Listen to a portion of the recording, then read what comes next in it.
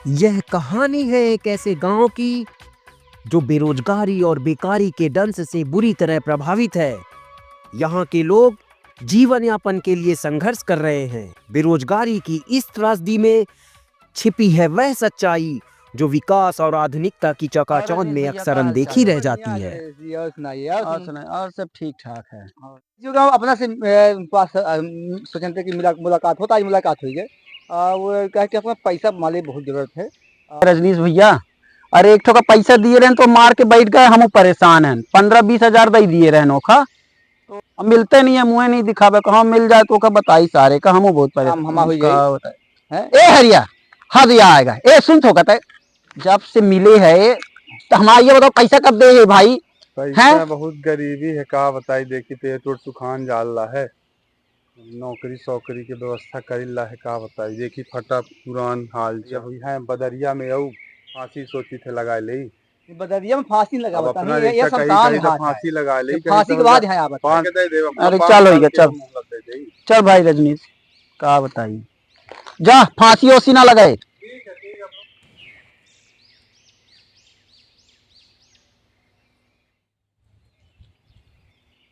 ए हरिया, अरे हरिया, अरे भाई राम राम। और का है हाल चाल? अरे बढ़िया है हरिया। अरे का होइगा हरिया। अरे का बताई यार, एक आदमी के पैसा ले ले रहे 20,000 रुपया। लाग बहुत दिक्कत हो गया। दोना वाली मशीन बना रहे हैं, खरीदे हैं, धंधे नहीं चले। कबाड़ रखे कबाड़ हुई जा रही। बुलाया तो जिंदगी से परेशान हो गया, बुलाया तो फांसी लगा ली। अरे फांसी वैसी हटाओ, हम पैसा लाए रहन है। हाँ अरे तो हटाओ सब। हाँ तो गणेश जी क्या बताई, ये गांव के यूँ या माहौल सब बिगड़त जाते हैं आजकल यूँ है। तो यहाँ गांव के जितने लड़का हैं तो सब बाहर चले गए हैं, ठीक है। यूँ यहाँ पर नई पीढ़ी यहाँ की है तो सब जो मतलब नशा गोली ड्रग ये सब दुनियादारी नशा में सब बर्बाद है। तो एक गांव में इस समय इतनी बेरोजगारी है कि क्या। अरे कहाँ है चंपक भाई?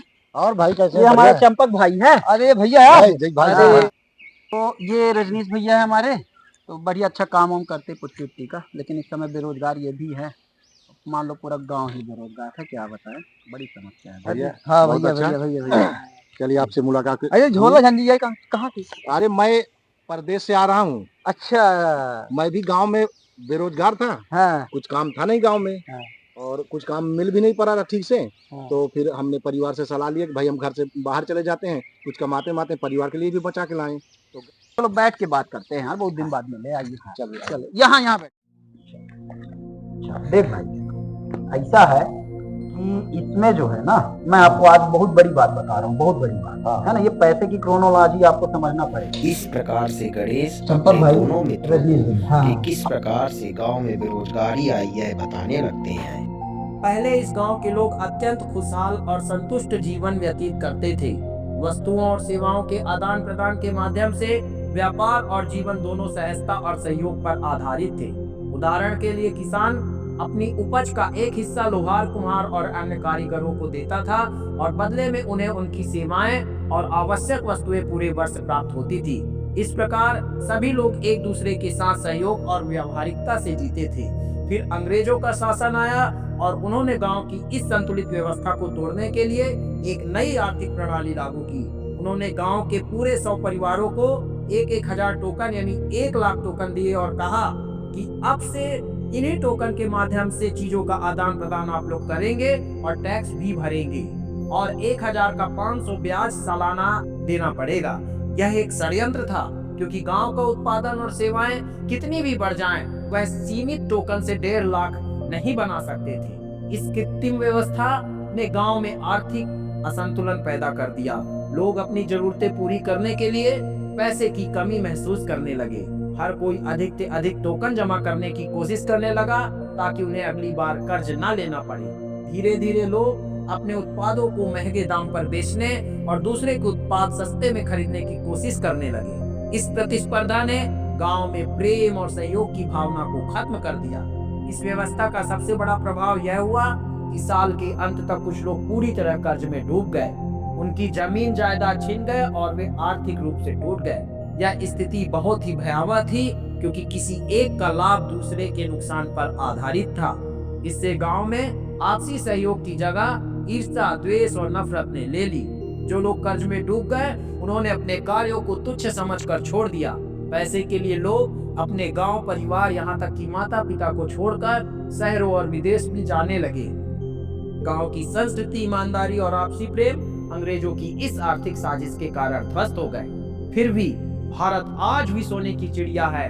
यहाँ की धरती में सबसे ज्यादा युवा शक्ति, प्रचुर मात्रा में खनिज, वनस्पतियां और प्राकृतिक संसाधन भरे पड़े हैं। केवल पैसे की कमी के कारण लोग बेरोजगार और खाली बैठे हैं। उनके सपने अधूरे हैं और संसाधन गोदामों में सड़ रहे हैं। यदि लोग पुनः एक दूसरे के सहयोग और व्यवहारिकता पर ध्यान केंद्रित करें तो गांव और देश दोनों को हरियाली और समृद्धि की ओर ले जाया जा सकता है। सभी के प्रयासों से हम अपने गांव को फिर से सुखमय और परम वैभव तक पहुंचा सकते हैं। आज के समय में लोग काम भी करना नहीं चाहते, और काम करना चाहते तो हमारे माफी की दाम चाहेंगे। लेकिन मैं तो लोगों से यही कहूँगा कि जितना आपके पास अब मिल रहा है आपकी मेहनत से, उतना लीजिए। और रही बात खर्चा पूरा करने की, तो आप अपनी आवश्यकताएं कम करें। जैसे कि घर में अगर आप 4 लोग हैं तो 4 मोबाइल की आवश्यकता नहीं है। तो आज जो लोग पैसा नहीं बचा पा रहे हैं वो खर्चे एक्स्ट्रा बढ़ गए हैं, ठीक है ना। तो आप खर्चे कम करें और अपनी कमाई पर भरोसा करें और ईमानदारी से काम करें, और जो भी काम मिलता करें, और छोटे मोटे काम भी आप करिए। क्योंकि कई बार ऐसा होता है कि छोटे मोटे काम ना करने के चक्कर में बड़े बड़े काम ढूंढते रहते हैं और वो बेरोजगार रहते हैं और गलत रास्तों पे चले जाते हैं। ये अपना तो सही कही लागन भैया, मैं अपना जो कहे तो अच्छा कहे। और ये जो पहले पुराने जमाने में गणेश जी बताए हैं जो एक्सचेंज में मतलब अदला बदली वाला काम, तो अदला बदली वाला सिस्टम बहुत निकाल रहा है पहले के।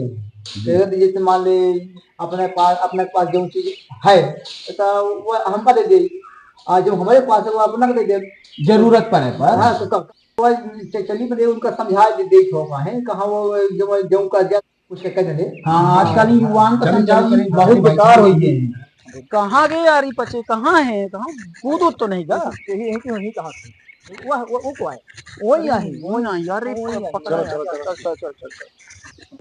मिल। और बता बाहरिया वो सब बढ़िया है। अरे वादा कौआ बात है वादा वही से तो पैसा अरे वादा है। अरे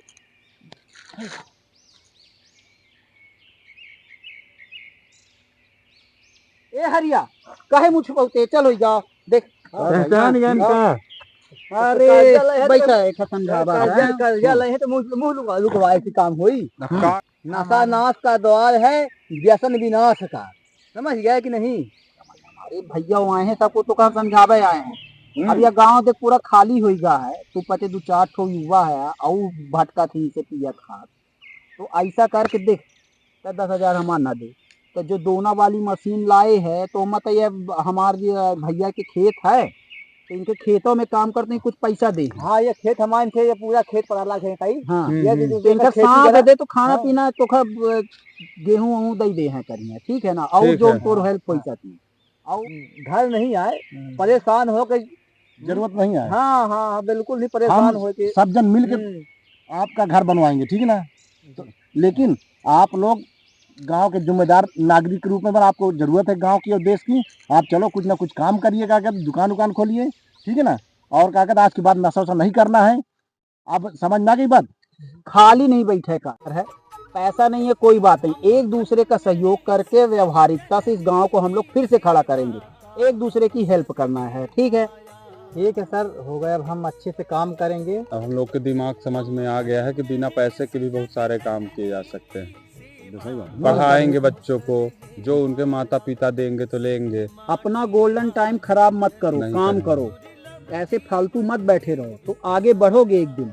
और ऐसे फालतू अपना गोल्डन टाइम खत्म कर दोगे, बुढ़ापा आ जाएगा, कुछ ना कर पाओगे, है ना। समझ में आ गया सर। आप लोग करो और हमें उम्मीद है कि कुछ दिन बाद आप लोग अच्छे बन जाओगे।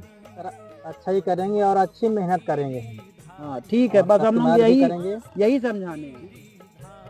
फिर गांव के इन जागरूक लोगों ने गांव के बेरोजगार युवाओं और लोगों को समझाया, उनको जागरूक किया। फिर ये गांव के लोग व्यावहारिकता एवं सहयोग के दम पर अपने गांव को पुनः स्वावलंबित करने लगे।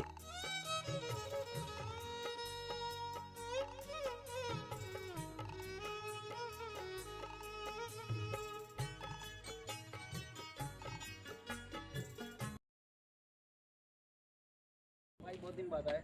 हाँ भाई, वही परदेश में चले गए थे। तो अच्छा कर लिया ना।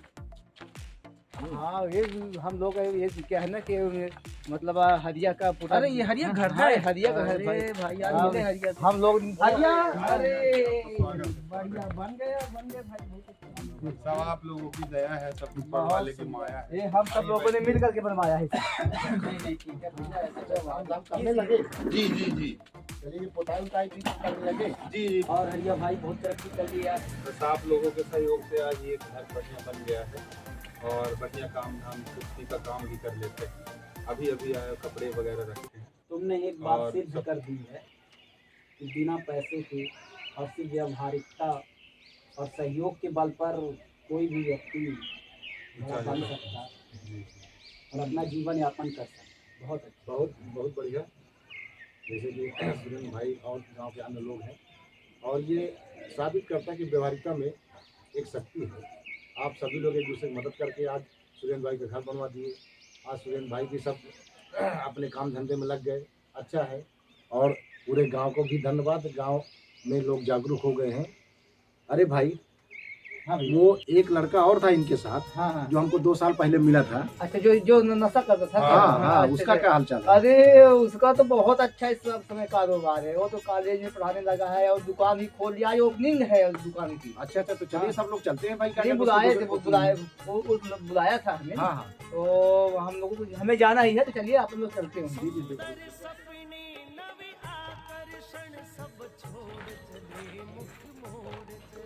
अरे भैया,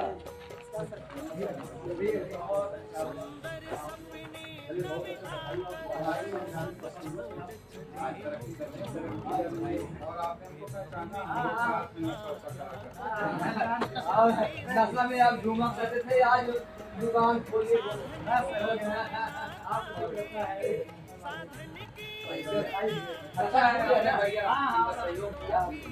इनके साथ ये हमारे जो है अब स्वावलंबी हो गए हैं और उनके पास कुछ नहीं था और भाई साहब के सहयोग से एक अच्छी दुकान खोल लिए हैं। और ऐसे ही सहयोग, बिना पैसे के सहयोग और व्यावहारिकता से भी कुछ किया जा सकता है। इन्होंने सिद्ध किया।